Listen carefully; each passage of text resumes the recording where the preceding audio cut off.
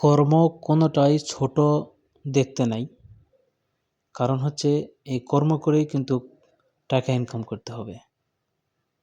আমি আমার এই প্রবাস জীবন থেকে রেস্টুরেন্টে, হোটেলে যাই হোক যে কাজ করতেছি তার ছোট্ট একটা ভিডিও। একটা কথা সবাইকে বলতে চাই, আমরা কাতার প্রবাসীরা বিভিন্ন পরিস্থিতির শিকারের কারণে বিভিন্ন জায়গাতে যাই কাম করি। তো এই জন্যে একটা কথা বলি যে কর্ম কখনোই ছোট দেখতে নাই। সেখানে কর্ম করে কিন্তু টাকা ইনকাম করি এবং যতটুকু পারি ফ্যামিলিতে এবং নিজে চলার চেষ্টা করি।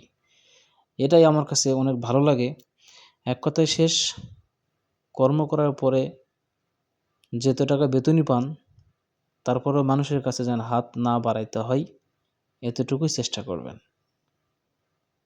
কাতার প্রবাসীরা একটা কথা বলবো, যে যেখানে কর্ম করতেছেন লাগে থাকেন, কাজ করেন, আস্তে ধীরে আপনি ভালো কিছু সুযোগ সুবিধা পাইলে সেটা চেষ্টা করবেন, আমি যেটা মনে করি। তো ভিডিওটা এই জন্য করা, অনেকে মনে করতেছেন যে শুধু বক্স এদিক থেকে এদিক নিতেছে, না, কর্ম কষ্ট আছে।